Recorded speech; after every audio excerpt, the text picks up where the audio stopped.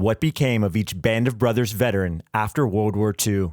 The series doesn't tell us much about what happened to the men of Easy Company after the war. In this video, I'm going to expand on what little we're told about the fates of the men, as well as correct some of the false information that were given. First up, Joseph Liebgott. We're told at the end of Band of Brothers that Joseph Liebgott returned to San Francisco and drove a cab after the war. However, this is not correct. Joseph Liebgott did drive a taxi for a brief time in San Francisco before the war.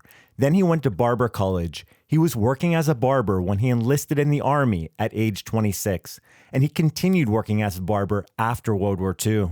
Upon first returning home, Liebgott disappeared for 2 years. Family members later found out he was living near Yuma, California. His family believes that he initially had a hard time readjusting to civilian life. He met a woman named Peggy Bentley, and they married in 1949. It was his second marriage. He had already been married and divorced prior to enlisting. Joe and Peggy had 8 children together. In 1969, they divorced after 20 years of marriage, but Liebgott always stayed near his family and close to his children. He never remarried. His family noted that, unlike what's shown in Band of Brothers, Liebgott wasn't Jewish. He was a German Roman Catholic.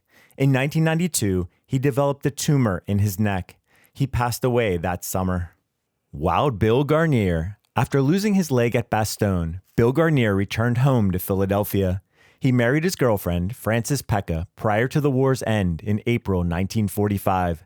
They had 2 sons, Eugene, born in March of 1946, and Billy Jr., born in August 1949. To set the record straight, their son Eugene was not named after Eugene Doc Roe, despite Bill Guarnere praising Doc Roe and crediting him with saving his life at Bastogne. According to Bill's granddaughter, his son was named Eugene because the Guarnere brothers had made a bet. The 3 that lost the bet named their son Eugene. There are 3 Eugene Guarneres around the same age, she noted. To provide for his family, Bill Guarnere initially worked odd jobs and wore a wooden prosthetic leg. Very few people were going to hire an amputee, Bill wrote in his memoir. They were afraid you could fall. Realizing being confined to a desk job wasn't for him, he began working in construction, building houses. He worked in construction for 20 years. By 1967, his leg was flaring up so much it had caused his other leg to flare up as well. Finally, the doctors removed the prosthetic limb, and he had to learn to live on crutches, which he would use for the rest of his life. Without the same freedom to use his arms, he did mostly desk work after that, but said that he would still climb scaffolding and do brick and concrete work. Bill Guarnere was instrumental in helping to organize the Easy Company reunions. He even tried to reach out to Captain Herbert Sobel, who many of the men had disliked. And despite Sobel never coming to any of the reunions, Guarnere paid Sobel's dues for him. In 2007, Bill Guarnere published a book with his best friend and fellow Easy Company veteran, Edward Babe Heffron, titled Brothers in Battle, Best of Friends, which chronicled not only their experiences in the war, but also their lives before and after it. Bill Guarnere died of a ruptured aneurysm on March 8, 2014, at age 90. Don Malarkey served more time on the front lines than any other member of Easy Company. We're not told what happened to him at the end of the series because his character is not present in the final scene. Like in the series, he had been informed by Major Dick Winters that he'd been selected by division to be a technical advisor to an airborne display in Paris. It was their way of telling him that he'd given enough. After returning home, Malarkey resumed his studies at the University of Oregon, where he met his wife, Irene. They married on June 19, 1948, the same day the rest of his class was at their graduation ceremony.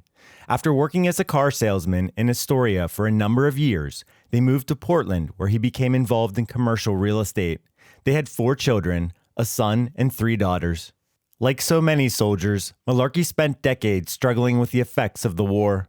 Just when I thought I had put everything behind me and thought I was home free, I'd turn and see the wave building over my shoulder, Malarkey wrote in his memoir.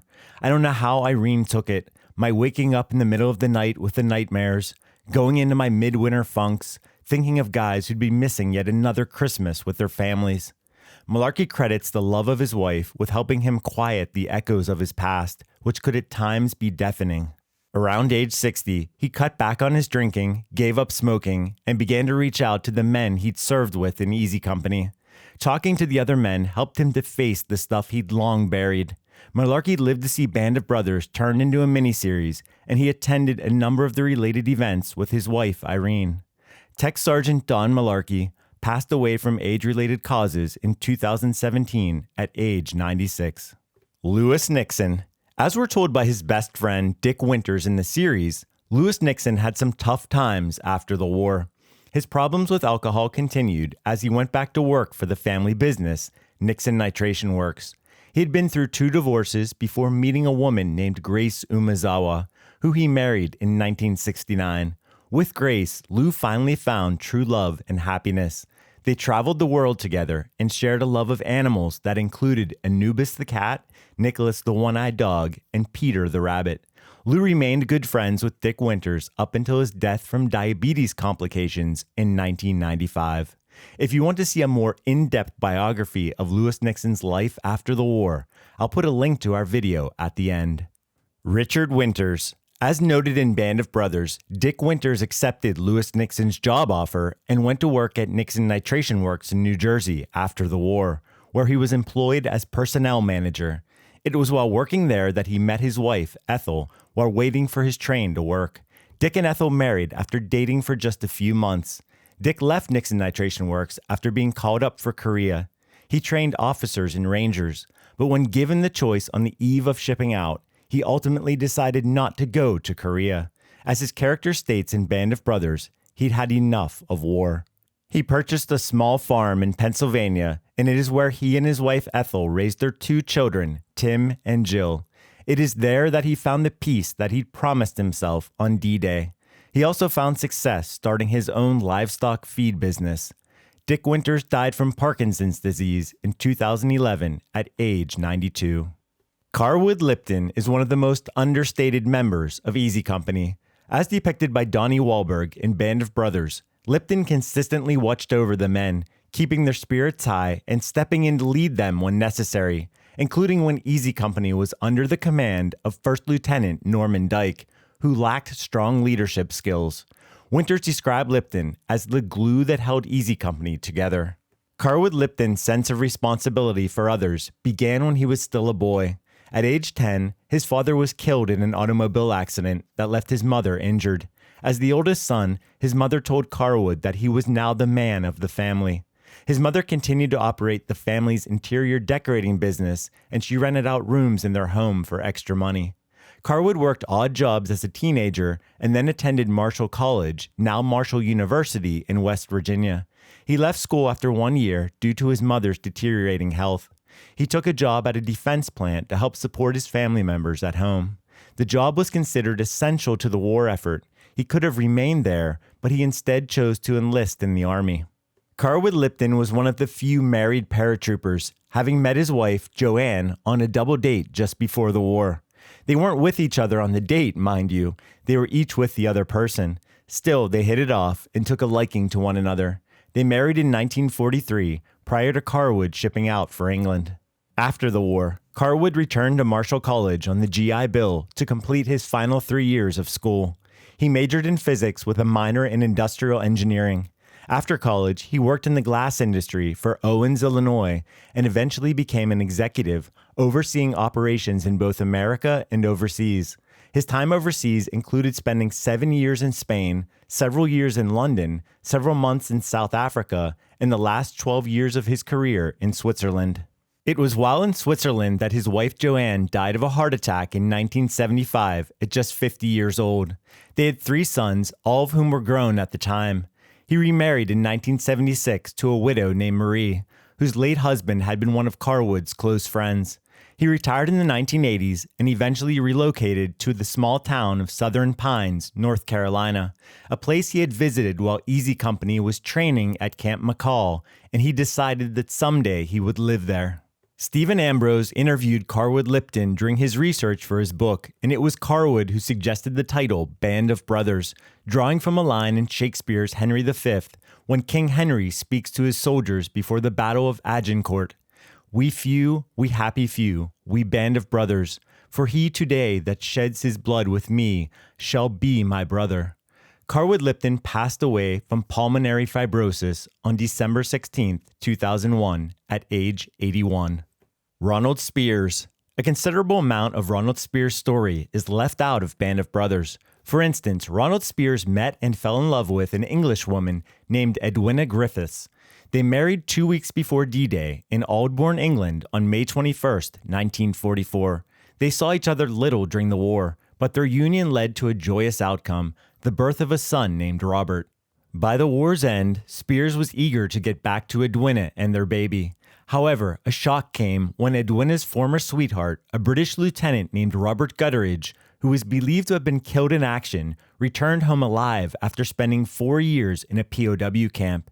Edwina was torn between the man she had promised herself to years earlier and her new husband, Ronald Speirs.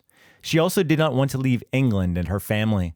Speirs and Edwina made the decision to divorce, and he returned home alone by himself with a broken heart. As a testament to Speirs, he remained good friends with Edwina, and he visited England as much as possible to spend time with his son. As noted in Band of Brothers' epilogue, Ronald Speirs stayed in the army. He served in Korea and in 1958 returned to Germany as governor of Spandau Prison in Berlin. Speirs would marry several more times. He retired a lieutenant colonel. When his son Robert grew up and had children of his own, Robert would often bring his family to America to visit his father. Speirs stated that his grandchildren were his pride and joy. His first wife, Edwina, passed away in 1987. Several years later, Speirs wrote Dick Winters, telling him, "I loved her and still do." He said that Edwina was a wonderful person. Ronald Speirs died in a Phoenix nursing home in April 2007. Albert Blithe. In the third episode of Band of Brothers, titled Carrington, Private Albert Blithe is depicted as being a coward who is afraid to fight. Shortly after finding the courage to engage the enemy, he receives a mortal wound to his neck when he is shot by a sniper. We're told at the end of the episode that he ultimately died from this injury in 1948. The problem is that nearly all of this is incorrect. It is true that during the intensity of battle, Blithe had a moment of hysterical blindness and blacked out, but the series significantly exaggerates his fear in order to turn it into a storyline for the episode. Perhaps the biggest spit in the face to the man is the series' claim that he died in 1948. In reality, Albert Blithe was shot in the collarbone, not the neck, and not only did he recover from the wound, he went on to fight in Korea. In fact, he served in Korea in Ronald Speirs' regiment. I can't blame Ronald Speirs for not wanting to be involved in the book or the series, but I imagine if he had been, he likely would have caught this error regarding Albert Blithe. Still, the blame ultimately falls on Ambrose, who made the error in the book on which the series is based. The real Albert Blithe made a career of the military and rose to the rank of Master Sergeant. He had been married and divorced twice and had 2 biological children, a daughter named Barbara and a son, Gordon. He struggled with PTSD for much of his life and had become a chronic alcoholic. He died in December 1967 while stationed in Wiesbaden, Germany, after he suffered complications during a surgical procedure to repair a perforated ulcer. According to his son, Gordon, his father drank himself to death. No correction has ever been made to the series regarding Albert Blithe.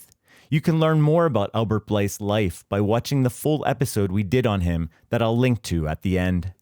Darrell Shifty Powers. We're not told exactly what happened to Darrell Shifty Powers after World War II.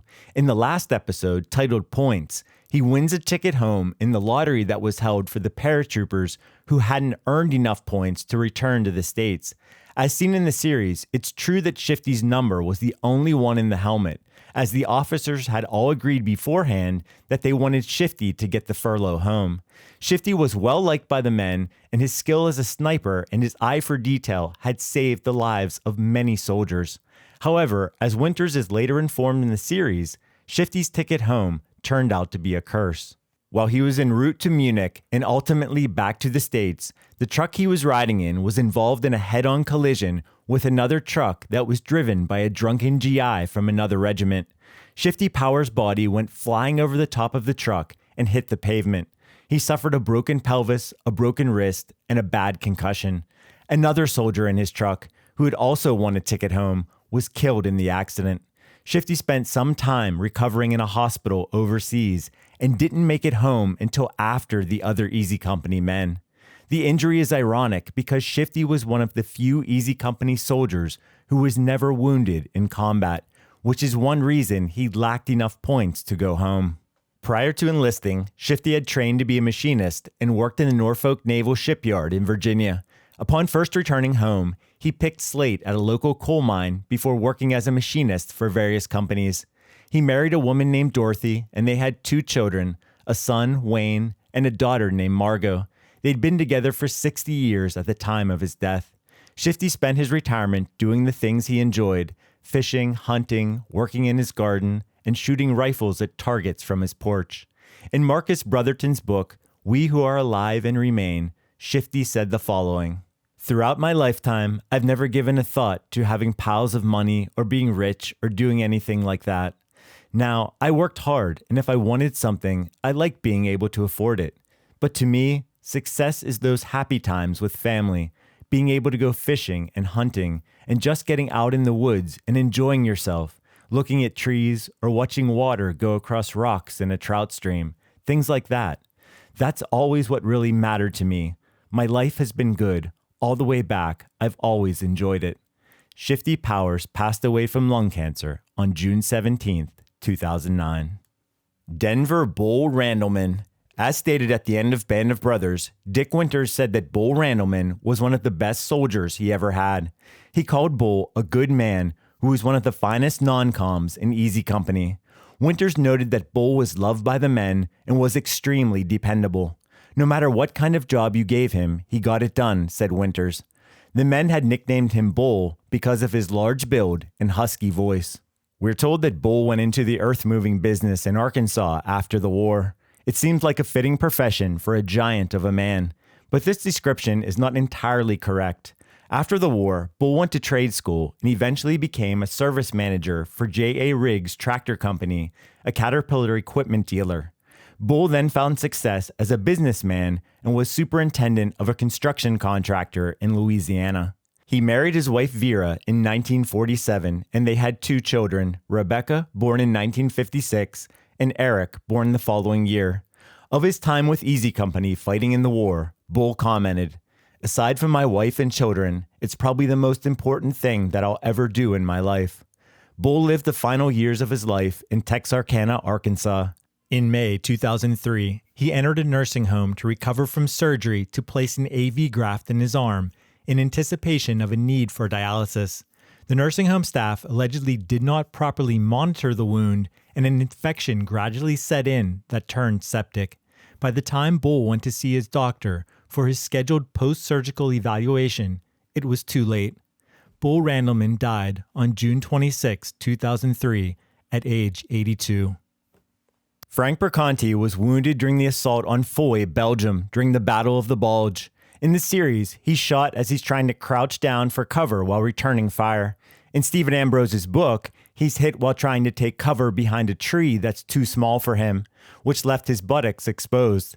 However, according to Frank, he was shot while trying to pull himself up over a fence that was basically just a mound of dirt. The bullet passed through his buttocks and out the front of his right thigh. They all started yelling, "Perconte got shot in the ass! Perconte got shot in the ass!" he said of his buddies in Easy Company. "It was the best thing that ever happened to me. I was a disabled veteran and got a pension," said Frank. He joked that it was $1 million wound that didn't keep him out for good. He rejoined Easy Company before the end of the war, in time to explore Hitler's Eagle's Nest in Berchtesgaden and celebrate VE Day with the men.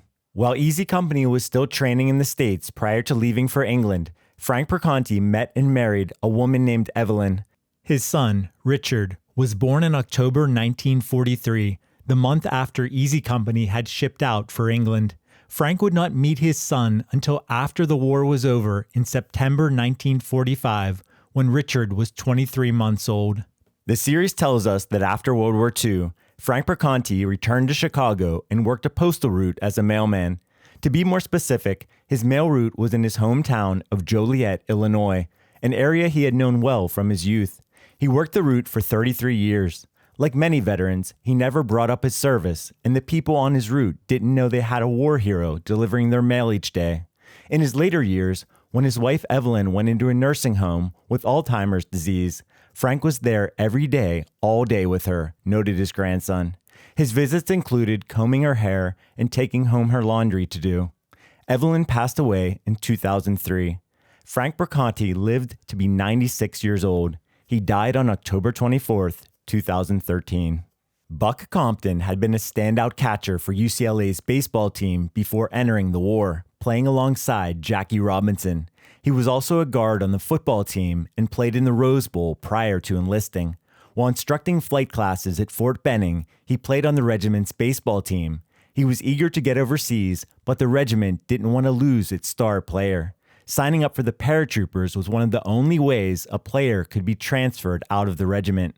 Like in the series, he joined up with Easy Company in Aldbourne, England, as they were making final preparations before D-Day.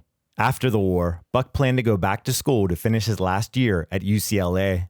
He married his old sweetheart, Jerry Starr, who had cut things off with a letter in the months prior to D-Day.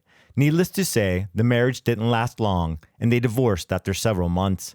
Buck turned down an offer to play minor league baseball and soon embarked on a career in law. He attended law school at Loyola University on the GI Bill. While attending law school, Buck became a plainclothes police officer with the LAPD in 1947 and eventually a detective. He had been encouraged to join the force by an old friend who wanted him to play on the LAPD's baseball team, of course.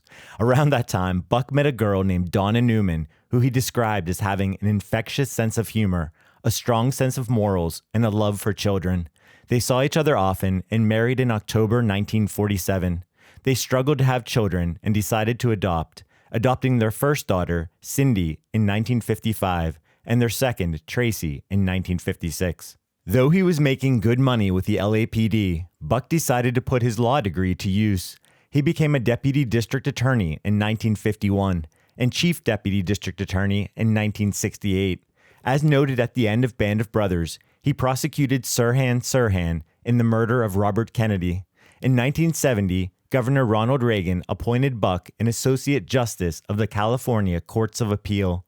He retired from that position after 20 years in 1990 and lived out the remainder of his life in the state of Washington. Buck Compton died of a heart attack in 2012. He was preceded in death by his wife Donna and was survived by his 2 daughters, Cindy and Tracy, and 4 grandchildren. Eugene Doc Roe was the only medic to serve with Easy Company from their days at Camp Toccoa through to the end of the war. Fellow soldiers recalled his bravery and his ability to reach wounded soldiers in incredibly difficult situations, at times defying what seemed possible. Years later, it wasn't uncommon for them to refer to him as an angel. For his service, he received the Purple Heart, Bronze Star, and the Medal of Valor. While Band of Brothers depicts him meeting a real-life Belgian nurse named Renee Lemaire and developing a friendship with her, there's no evidence that the two ever met in real life. Like in the series, the real Renee died during a German air raid. What's not shown in the series is that Doc Roe met and fell in love with a striking English woman named Vera Hunt while Easy Company was stationed in Aldbourne, England. She initially told him her name was Maxine, as it wasn't uncommon for British girls to not reveal their real names to Yanks.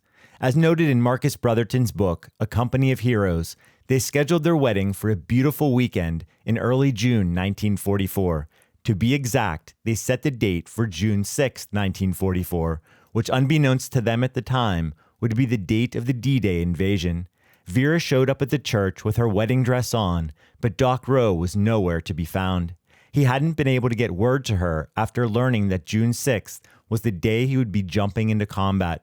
They decided to wait to set a new date until after the war in Europe was over. Doc Roe and Vera tied the knot in July 1945, and they had 3 children together, 2 girls, Maxine and Marlene, and a boy, Eugene Jr. The name Maxine was chosen in honor of the fake name that Vera had jokingly gave Doc Roe when they met. Doc Roe and Vera were together for 27 years before the marriage ended in divorce. He remarried about 5 years later, but Vera never did. As indicated at the end of Band of Brothers, Doc Roe ran a construction business from several acres of land that he owned. His grandchildren recalled playing on the backhoes, bulldozers, and tractors that lay around his yard, and getting filthy in the dirt pits. Doc Roe died from lung cancer on December 30th, 1998. One of George Luz's most memorable moments in Band of Brothers happens when Easy Company is training in England. George Luz mimics Major Oliver Horton's voice and tricks Captain Herbert Sobel into cutting a farmer's barbed wire fence, causing the farmer's cows to get out and Sobel to receive an ear beating from Colonel Strayer. It's worth noting that this incident indeed happened in real life, albeit at night, and like in the series, George Luz was never caught. According to Dick Winters, George Luz had a wonderful sense of humor and possessed a fierce loyalty to Company E that was second to none. Both are effectively conveyed by actor Rick Gomez in the series. We're told at the end of Band of Brothers that George Luz became a handyman in Providence, Rhode Island after the war. His real-life work as a handyman included a brief stint at a used furniture store before working as a painter. He then did an apprenticeship as a lace weaver in the textile industry and took a job in a mill. He married his childhood friend Tony's younger sister, a woman named Delvina. George and Delvina had 3 children, 2 boys, Steve and George Jr., and a daughter named Lana. George served his community as a volunteer fireman, and he belonged to various associations. After his employment in the textile industry, he worked as a machine mechanic for the state of Rhode Island and then for a maintenance company called Little Rhodey, doing preventative maintenance on pumps and motors. In the 1970s, he decided to go back to school to get his GED to make up for having to drop out of high school his junior year to help support his family during the Great Depression. What Band of Brothers doesn't tell you in the epilogue is that George Luz died in a tragic workplace accident on October 15, 1998, when a large industrial clothes dryer fell on him. He had been working part-time as a mechanic. The dryer weighed about 7,200 pounds and had slipped off its supports. It killed him instantly. George Luz was 77. As stated in the series, 1,600 people attended his funeral, a testament to his character and how loved he was by the community. Everybody who knew my dad loved him, stated his son, George Luz Jr., in Marcus Brotherton's book, We Who Are Alive and Remain. Our dad would do anything for anybody. He was sincere, kind, and caring, a behind-the-scenes man who shunned attention. He did things solely because they were the right things, and when he did someone a favor, he expected nothing in return. David Kenyon Webster. In the Band of Brothers epilogue, we're told that Private David Kenyon Webster became a writer for the Saturday Evening Post and Wall Street Journal, and later wrote a book about sharks. Author Stephen Ambrose said of the Harvard-educated Webster, he was an intellectual, as much an observer and chronicler of the phenomenon of soldiering as a practitioner. Therefore, he never had an interest in promotion and was the only original Toccoa man who never became an NCO. Still, Ambrose notes that Webster never let a buddy down in combat. Webster married an artist named Barbara Stoessel in 1951. She was the sister of Walter J. Stoessel Jr., who later became the ambassador to Poland, the Soviet Union, and West Germany. They had 3 children, Joan, David Jr., and Elizabeth. In the fall of 1961, a 39-year-old David Kenyon Webster was working as a technical writer for System Development Corporation in Santa Monica, a computer software company. On the morning of September 9, 1961, he left in an 11-foot sailboat to go shark fishing off the coast of California. He was alone and planned to return in the afternoon. When he didn't come back, the Coast Guard began to look for him. The next morning, commercial fishermen came across his boat 5 nautical miles offshore.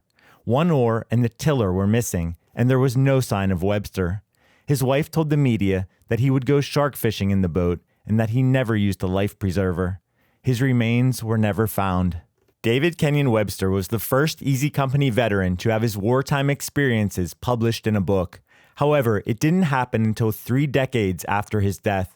Other than a few short stories in magazines like the Saturday Evening Post, the bulk of Webster's wartime writings had gone unpublished while he was living, as he never had any luck getting the manuscript of his memoirs turned into a book.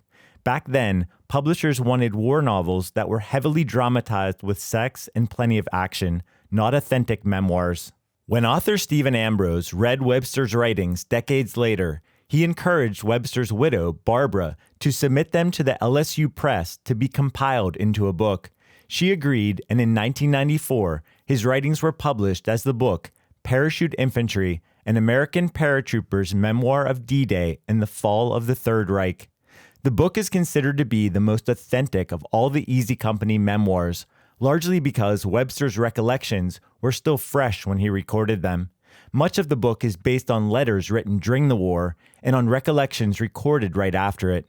His book and the Dick Winters book, Hang Tough, which contains a compilation of Winters' World War II letters home, are two of the most genuine accounts of wartime life as part of Easy Company. This video is dedicated to all the Easy Company men whose stories I didn't get to tell because they never made it home from the war. Men whose lives were cut short far too soon. I often wonder about those men, about the children and grandchildren they never got the lift in their arms, and about their families back home who had to face unimaginable grief and find a way to move on. To those men, our country owes a thanks that we'll never be able to repay. The most we can do is strive to live lives that are worthy of their sacrifice. Be sure to check out our in-depth videos on Herbert Sobel, Lewis Nixon, Albert Blithe, and Don Malarkey. Which other Easy Company men would you like to see biographies on? Comment below. If you found this video informative and want to see more Bandit Brothers content, hit that like button and subscribe to our channel. Anchors away, my friends.